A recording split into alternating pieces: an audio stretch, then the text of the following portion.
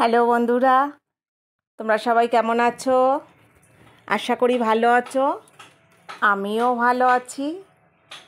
চারিদিকে তো পুজো পুজো রব, কিন্তু কলকাতাবাসী একদম জলবন্দি। খুব খারাপ লাগছে। 3-4 ঘন্টা দেরিও গন্তব্যে পৌঁছাতে পারিনি। ফিরে এসেছি, আসার সময় ডাটা আর রুই মাছটা কিনে নিয়ে এসেছি। যেহেতু ছুটি হয়ে গেল, কিন্তু ছুটি ধরবো আবার কিসে বলো? সেই ভোরবেলা উঠতে হয়েছে, আবার বেরোতে হয়েছে, টাইম মতন বাড়িও এসেছি।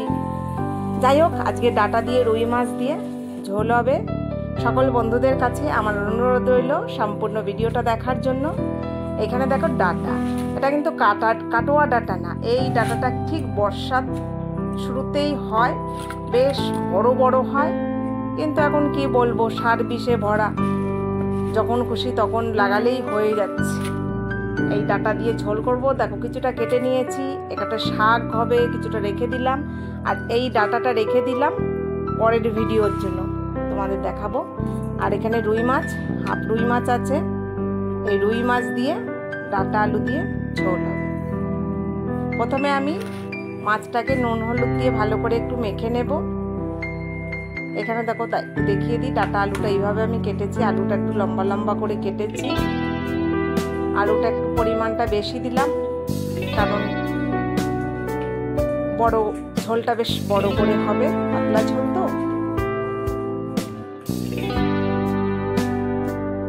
আর টাটকা মাছ, বেশ একদম জ্যান্ত মাছ ছিল মাছটা, বেশ ভালো লাগবে। এদিকে কড়াই বসিয়ে দিয়েছি, সর্ষের তেল দিয়ে দিলাম। এবার এক এক করে মাছগুলো তেলের উপরে দিয়ে দিই।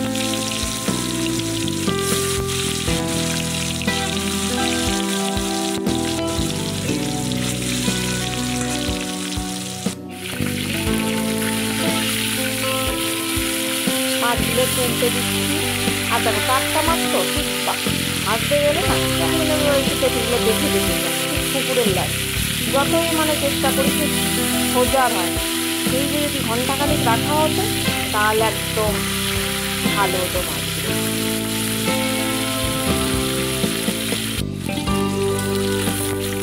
মাথাটা একটু ভালো করে ভেজে নিচ্ছি। তোমাদের দাদাভাই খাবে, ও ভালোবাসে, আমি বড় মাছের মাথা খেতে পারি না।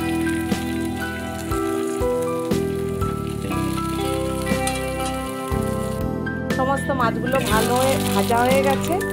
আর এই দিকে দেখো, আমি রাঁধুনি ফোড়ন দিয়েছি। এই ডাটার ঝোল, শাক পাতা দিয়ে যদি কোনো ঝোল তরকারি হয়, একটু রাঁধুনি ফোড়ন দেবে, ভীষণ ভালো লাগবে খেতে। কিন্তু যারা রাঁধুনি ফোড়নটা ভালোবাসে তাদের ক্ষেত্রে বলছি, অনেকে হয়তো রাঁধুনি ফোড়ন ভালোবাসে না, সেই জন্য। কিন্তু রাঁধুনি ফোড়ন দিয়ে এই ডাটা দিয়ে ঝোল করলে বেশ ভালো লাগে। আলুটা একটু বেশ লাল লাল করে প্রথমে ভেজে নেব, তারপরে যে ডাটাগুলো দিয়ে দিলাম।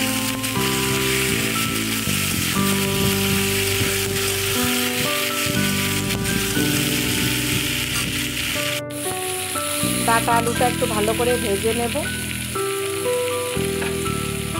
এখানে হলুদ নুন দিয়ে দিচ্ছি, আর কোনো দ্বিতীয় মশলা দেবো না। এরপরে কাঁচা লঙ্কা, ব্যাস, এটাই হচ্ছে পাতলা ঝোল।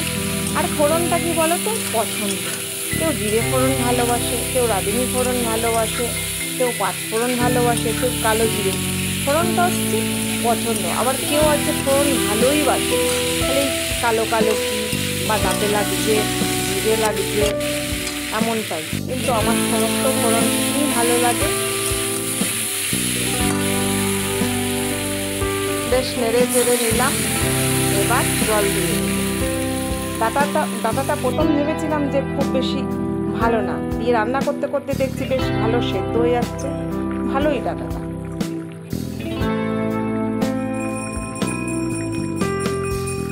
এক এক করে সমস্ত মাছগুলো দিয়ে দিচ্ছি।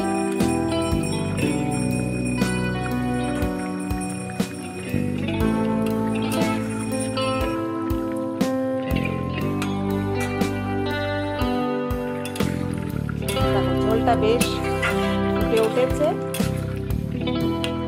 আর সুন্দর কিন্তু একটা গন্ধ বেরোচ্ছে, যেহেতু ডাঁটা আলু দিয়ে রুই মাছ দিয়ে ঝোল আর এই যে সাদুনি ফোড়নটা না ভীষণ ভালো একটা গন্ধ বেরোচ্ছে।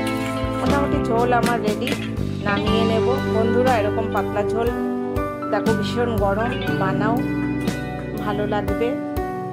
আর অবশ্যই ঝোলটা কেমন হয়েছে কমেন্ট করে জানিও। আর ভিডিওটা ভালো লাগলে লাইক, শেয়ার, সাবস্ক্রাইব করে পাশে থেকো। দেখা হবে পরের ভিডিওতে। ভালো থাকো, সুস্থ থাকো, ধন্যবাদ।